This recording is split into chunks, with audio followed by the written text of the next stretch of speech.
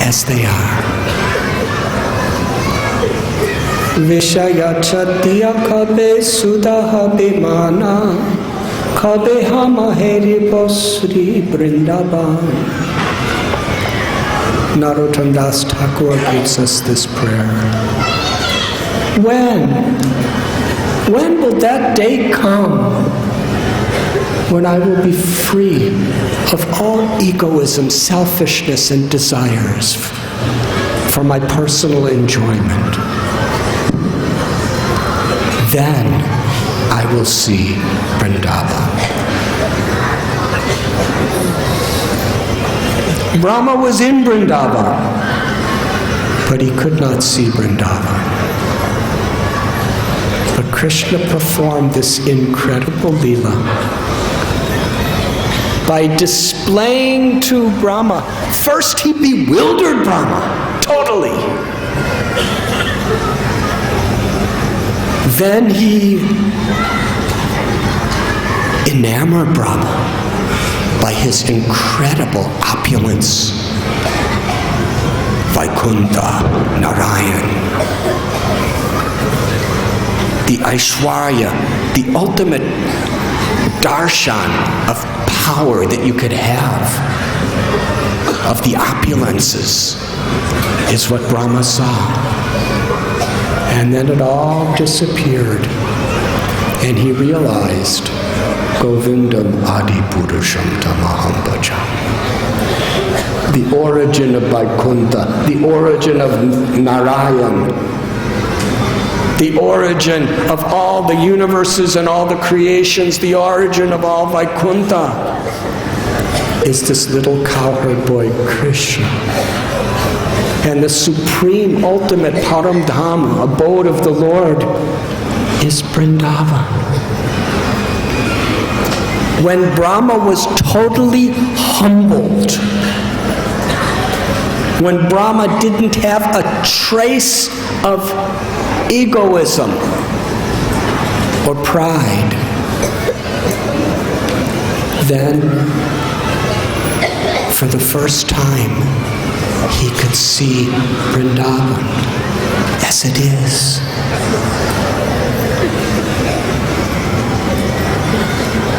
Lord Brahma went into a state of transcendental ecstasy.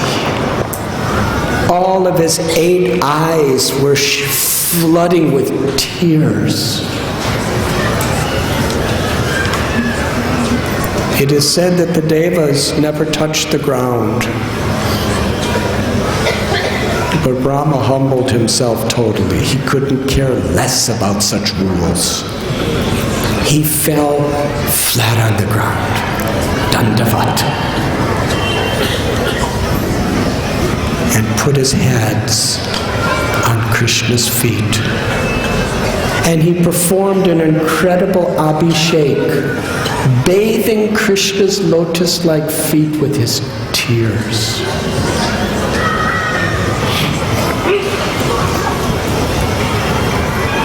He surrendered his body, his mind, his words, his life. He was seeing Vrindavan. And it is at that moment when he was looking around at the holy dham that this sloka emerged from the mouth of Shukadev Goswami. That Vrindavan is a place where the trees are pleasing in all seasons. It is the transcendental abode of the Lord, where there is no hunger, no anger, no thirst, where even naturally inimical beings are most intimate, loving friends and associates. Because in Vrindavan, everyone lives together for Krishna's pleasure. Everyone is tasting the infinite sweetness of Krishna's love, and Krishna is tasting the infinite sweetness of his devotees' love. Then Brahma offered beautiful prayers to Krishna. Krishna did not say a word, because to Brahma he was very consistent in his lila. He was just a little boy looking for his cowherd boys. So innocent, so playful. He wasn't displaying any Aishwarya prowess. Vrindavan, Krishna's power is far beyond Aishwarya. It is Madhurya. His power is his sweetness, his beauty, the song of his flute, and the intimacy of freedom that he exchanges in his pastimes with his devotees.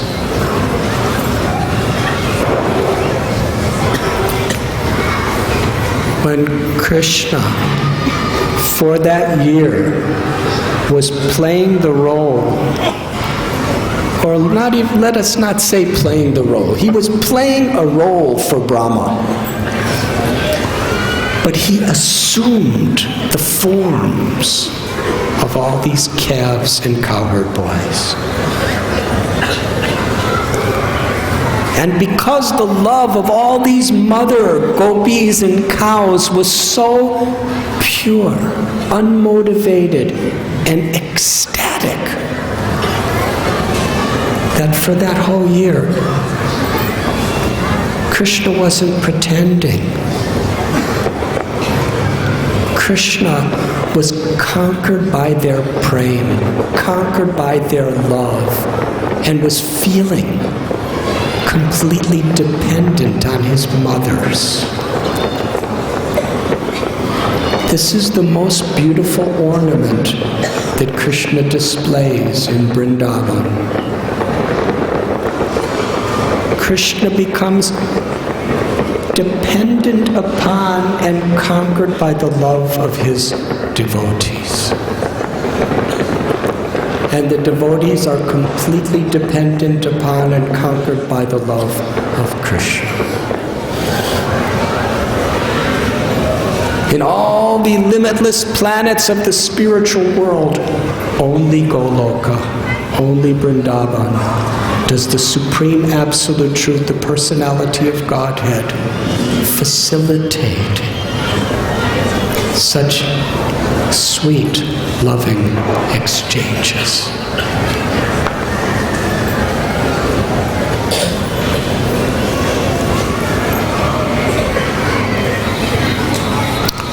After Brahma offered his prayers, Krishna didn't say anything. But he understood, Brahma, that it's my duty to go back to Brahmaloka and perform my service. And since Krishna is not saying anything, that's my confirmation that I should go. So he circumambulated Krishna 3 times and then ascended to his heavenly abode. And then Krishna, he had all his calves. He manifested them all again. And he brought all the calves back to the riverbank where the cowherd boys were waiting for him. Now, by Yogamaya's potency, Krishna's Ladini Shakti, all the Mahamaya boys that Brahma stole, they disappeared. And now the original cowherd boys and the original calves manifested exactly where they were. And the cowherd boys, when they saw Krishna coming back with all the calves, they all began to celebrate. Krishna, you are so expert. How possibly did you find all the calves so fast? We were expecting it would take at least a half hour for you to find because they were all out of sight. But you came back in one moment with all the calves. In fact, we didn't even have time to take one bite or eat a single morsel of our prasad in your absence because you're here so quickly. Come and eat prasad with us. The acharyas explained a year passed. And the boys actually aged a little in that year, even though they were in an unmanifested Yogamaya Leela. But they didn't know. They were just marveling how Krishna came so fast. Oh, we could go so deeply into the details of this pastime. A full year passed. And all the food that was on their plates, their rock plates, their leaf plates, their flower plate, their basket plate, their lap plate, it was all exactly as fresh as it was a year before.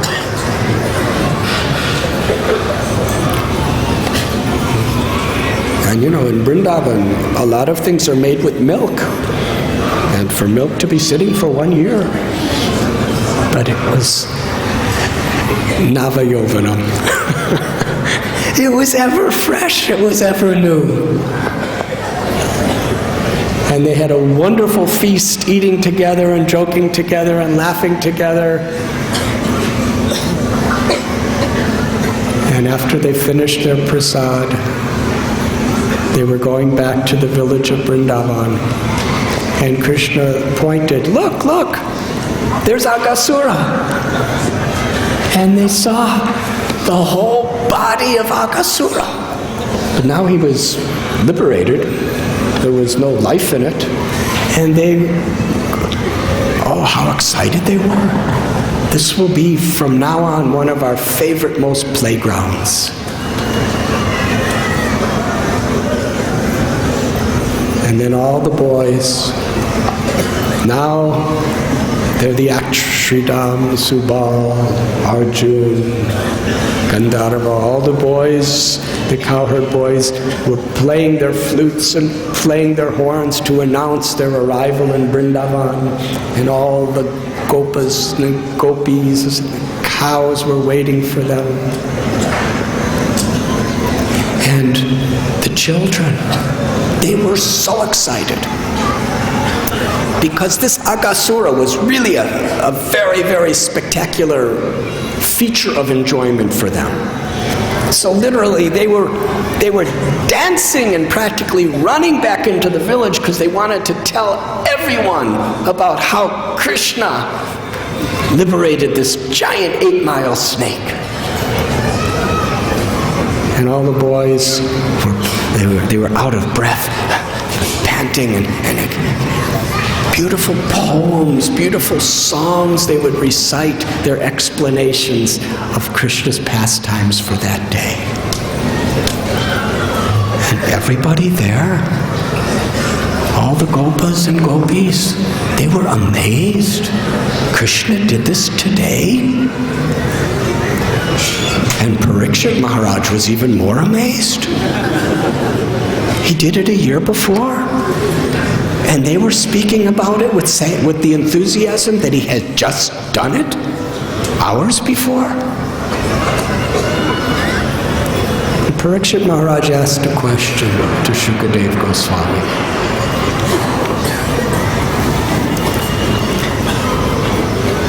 Nature's law is that a parent naturally has special love for their children. Mothers may love so many children. That's natural too. But still there's a special affection for one's own children. Now, I've never been a parent in this lifetime, but I've spoken to many parents, and I've watched many parents. And even I had parents.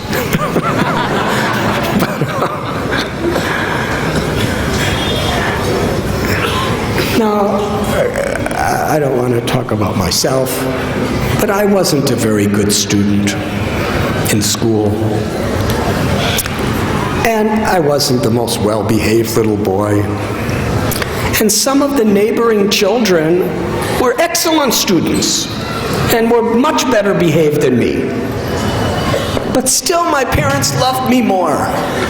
Haribol. And that's the way all parents are for all children. Yes, parents, if you have a child and, somebody who's living a couple blocks away is actually much nicer to you and much more successful and accomplishing more, who do you love more? Parikshit Maharaj was astounded. This is something that is impossible. How is it that all the gopas and the gopis how is it that they love Krishna more than their own children, even before and after that year? Shukadev Goswami explained that for everyone, nothing is more dear than oneself. Because you can't love anyone unless you're alive. So yourself is very dear. He explained people who think the body to be their self, they may love so many other bodies, but their own body is the vehicle by which they could love the other bodies. And when we understand I'm not the body, I'm the eternal soul, the Atma, then whatever is dear about our body or about anybody else, we can only express it, we can only realize it because of who we are, because we're existing. And ultimately, who do we love in others?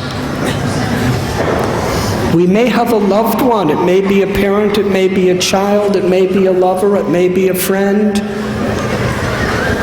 But when the soul leaves the body of that person, we put the body on fire or under the ground. It's not the body we love. It's the living force. And why is it that the self within ourself and the self within others is lovable? Mamaivam so jiva loke jiva bhuta sanatana. Is because it is every living being, ourself and all others, are part and parcel of Krishna. Eternally. Krishna is the ultimate object of everyone's love. Krishna is the origin of all love.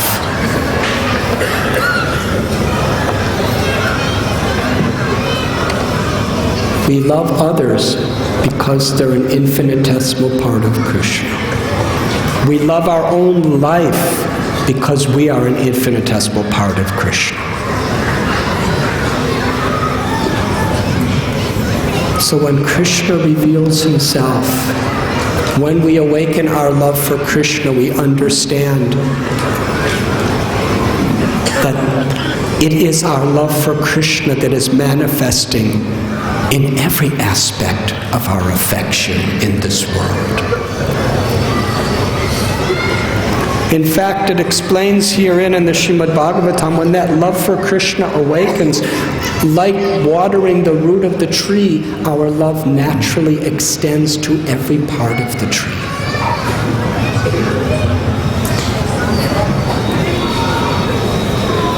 This was Brahma's realization. Govindam adi purusham tamaham bhajami. Ishvara Parama Krishna Satchit Ananda Vigraha Anadir Govinda Sarva Karana Karana. That Krishna is the origin of everything, the cause of all causes. For a devotee, whatever we see, we naturally see its relation with Krishna.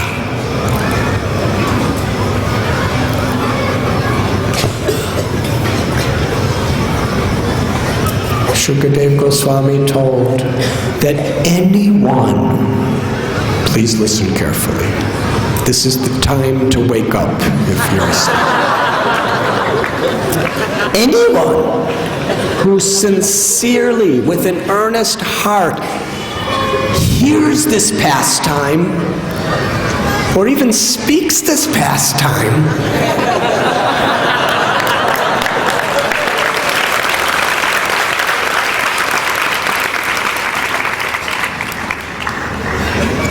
of Krishna giving Sarupya Mukti to Aghasura, of Krishna having his playful, loving pastimes with the cowherd boys taking prasad on the bank of the Yamuna, of Krishna having all of his friends and calves stolen by Brahma, of Krishna be manifesting all the forms of these cows, or these calves and cowherd boys, and reciprocating intimate, loving relationships to fulfill all the desires of the Brijabasis. If anyone hears this story of Brahma coming down and seeing all these Narayan forms and ultimately realizing that the cause of all causes, the supreme ultimate goal of all existence,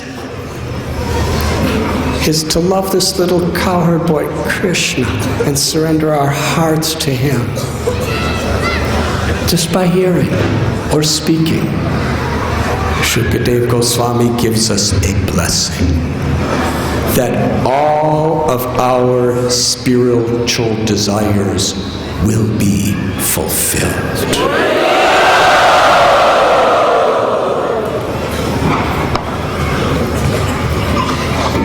Bhaktivinoda Thakur explains in his Navadvip Dham Mahatmya that Lord Brahma, he went back to his abode, but he was thinking, why do I have to be Brahma?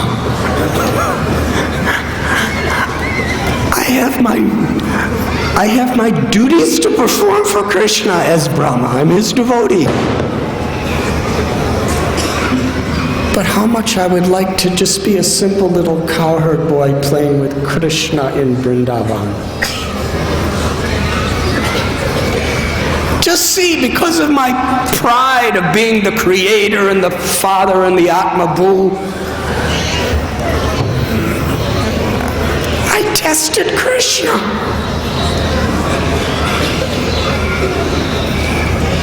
I don't want that to happen again. Lord Brahma knew that Krishna in his original transcendental form of Shamsundar descends along with Gokul Vrindavan to this earth once in a day of Brahma.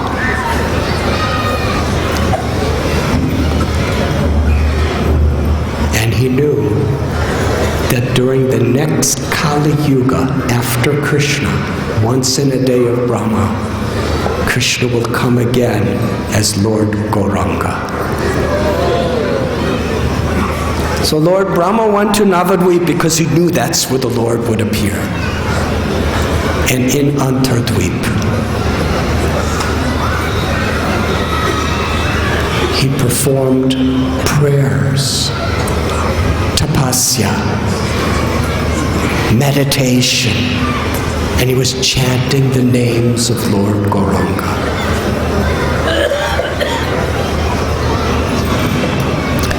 When Sri Nityananda Prabhu was taking Srila Jiva Goswami on the Navadvip Dham Parikrama, they came to Antardvip. Lord Nityananda Prabhu was telling so many beautiful pastimes of Sri Chaitanya Mahaprabhu and his associates. He was telling about the devotees of Sri Chaitanya Mahaprabhu, Sachi Mata and Jagannath Mishra, because Nityananda Prabhu was there, the most intimate eyewitness participant in these Leelas of Navadvip. He was telling him Puranic histories of the glories of Navadvip even long before Sri Chaitanya Mahaprabhu manifested his leelas there. Jiva Goswami asked, why is this particular island called Antardvip?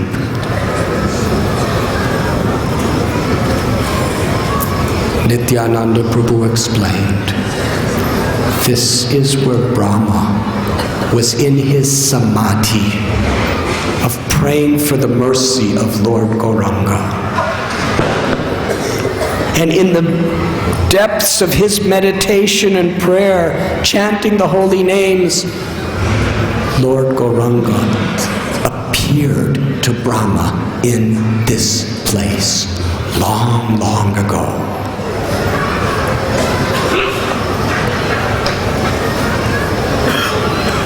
And Lord Gauranga, after Brahma fell at his feet, Lord Chaitanya placed his lotus feet on Brahma's head. And Brahma prayed. He said, half my life is finished. I still have another half to do my seva as Brahma. But I feel so embarrassed. I just offended you. Due to my pride and my high position, I thought I could test you. But by your causeless mercy, you exposed my ignorance, my bewilderment. But I know that in the age of Kali, you're going to be coming again in this form of Lord Gauranga. I want to be your associate. I want to be free of all pride of my position, my power, my knowledge, my being the original guru, and all of that. I want to serve you with all humility and devotion. Sri Chaitanya Mahaprabhu smiled upon him. And he said, Brahmaji, I grant you this blessing. When I appear in this form of Sri Gauranga, you will take birth in the family of the Yavanas. By social status now, you are the highest position of anyone in the universe. You will take birth in a family of untouchables by social status. Your name will be Haridas Thakur. And with a heart of the deepest, genuine humility, you will constantly chant my holy name.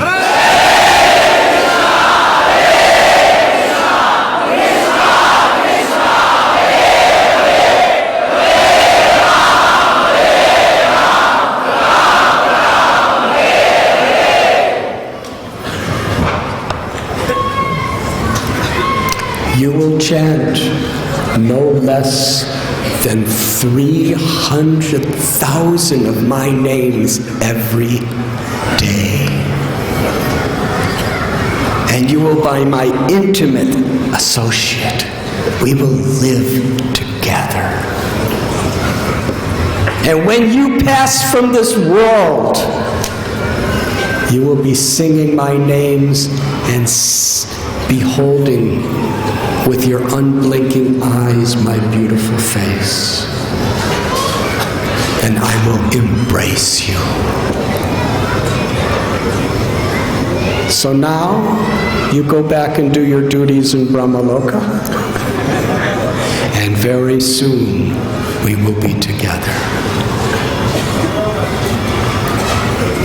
And then Lord Chaitanya told Brahma, I want to reveal to you a secret. Do not tell anyone.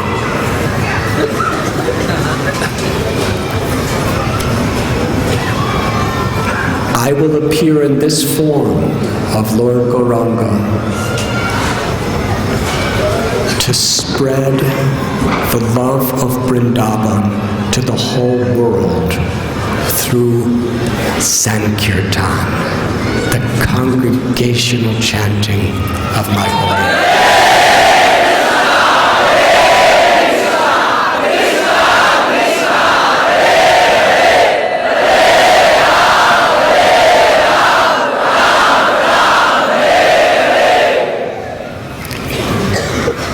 I will give the devotees of all the other avatars entrance into the sweet, loving rasas of Vrindavan. I am knowing everything as Krishna, but I cannot fathom the intimacy and the sweetness of the love of Sri Radha. And I cannot comprehend what is the happiness she feels when she tastes the sweetness of my love. What is the nature of that love of Sri Radharani? And what is it about her, about me, that brings her an ecstasy that even I cannot understand?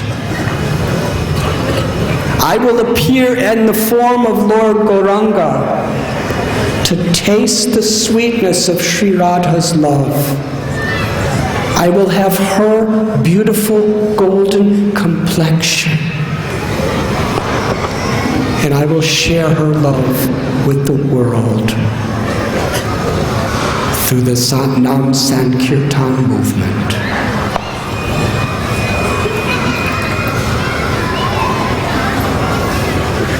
The secret of all secrets. Nityananda Prabhu said this was revealed in Antardweep.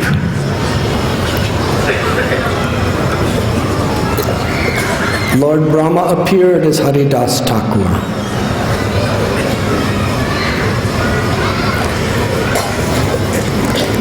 Brahma's position is so exalted. It's actually, if we really look into it, it's quite incredible that even the demons who hate Vishnu, they worship Brahma. Yes? He's really exalted. Hiranyakashipu. If you remember the story, when Brahma appeared before Hiranyakashipu, Hiranyakashipu did his complete dandavats and worshiped Brahma and prayed to him as the supreme personality and begged for blessings. Ravana, he also did tens and thousands of years of tapasya to try to please Brahma. And also Shiva. And when Brahma appeared to him, he was bowing down and worshiping him and offering him beautiful Vedic prayers. So in the Vedic literatures, Brahma's position is really exalted. When the Asuras, they could conquer Indra, but we never hear of anyone conquering Brahma. Brahma Loka is above and beyond any other influences. Such an exalted position. When there was nothing in the universe but just an ocean, Vishnu lay down, and from his navel came a lotus flower, and Brahma appeared. Tene Brahma Hridaya Adakavye Muyanti Atsurya. He's the original guru, he's the original father. But yet he was yearning and praying with all of his heart. He was longing and begging for the pure, intimate love of the residents of Vrindavan.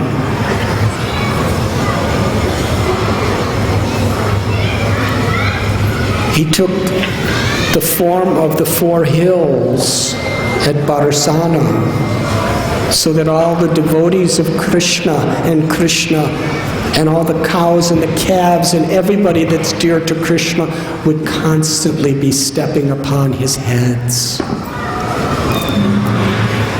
And he appeared as Haridas Thakur. And the life of Thakur Haridas, especially his earlier life, all we hear about is one persecution, one injustice after another. Because he was an untouchable by birth. In Benapal, Ramchandra Khan tried to seduce him into an illicit activity so he would be beaten, punished, imprisoned, and hopefully killed.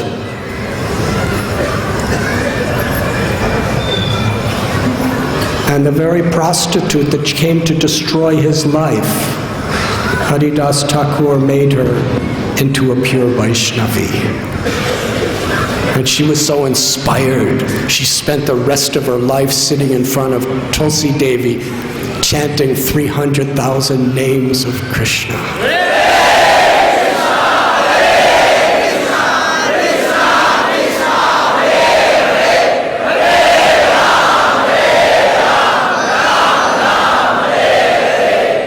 He had to leave that place.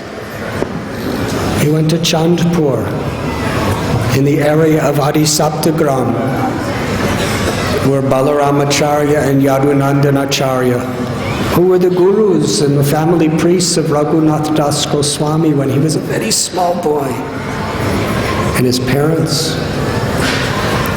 And they called an assembly of Brahmins and scholars, especially to hear Haridas Thakur speak the glories of Harinam. And Haridas, with such humility and such honor and respect for every living being, he spoke from the scriptures that the real goal of chanting Krishna's name, which is not different than Krishna, is Krishna Prem. And the mukti, the liberation that the impersonalists strive for, is an insignificant byproduct of praying. Love for the personality of Godhead eternally. Just like before the sun even rises, the darkness is dispelled. He gave that comparison. Gopal Chakravarti, a very beautiful, learned Brahmin from a very high family, extremely respected, with a prestigious position in the government. He was outraged.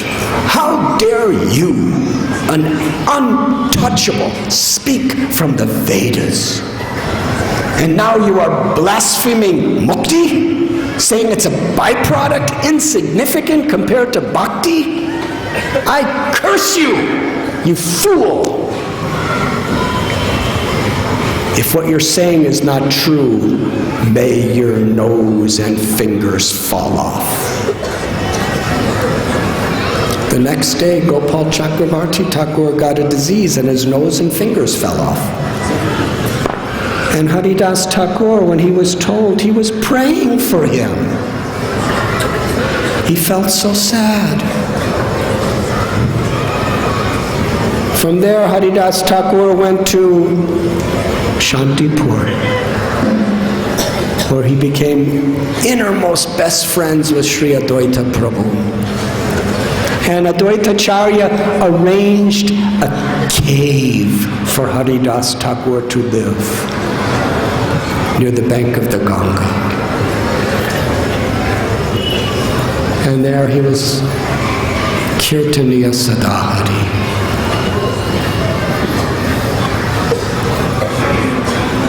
Srila Prabhupada explains that Haridas Thakur was the personified example of the essential quality of a Vaishnava, of tolerance. And interestingly, when Srila Prabhupada and our acharyas speak about tolerance, the particular quality of tolerance they emphasize most is forgiveness.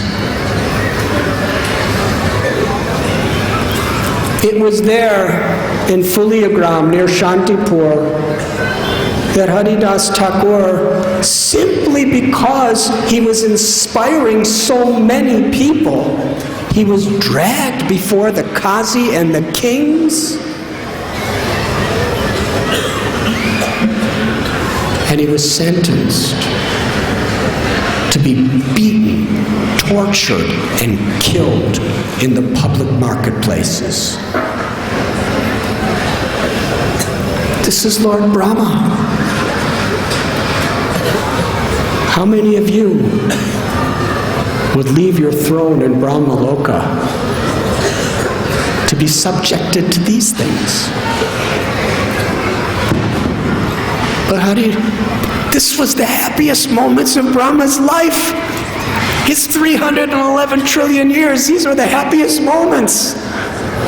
He was being beaten and whipped mercilessly. They were kicking him and smashing him. And the whole time, he was taking as an opportunity to go deeper and deeper into his meditation in Shri Shri Radharani and Krishna's holy names.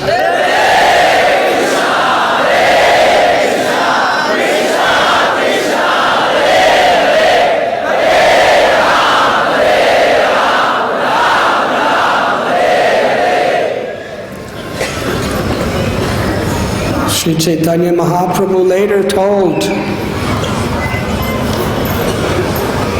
during the Mahaprakash Leela at Srivasankam, seeing them beating you like this, I had to protect you. I called for my Sudarshan Chakra to punish those murderers. But from the core of your heart, you were praying to me, please forgive them. Give them prema bhakti. Liberate them from their sins. Give them your mercy.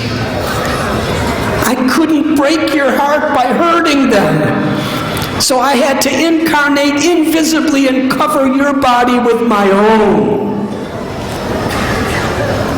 And then Lord Chaitanya actually showed everyone all the brutal beating marks on his own body.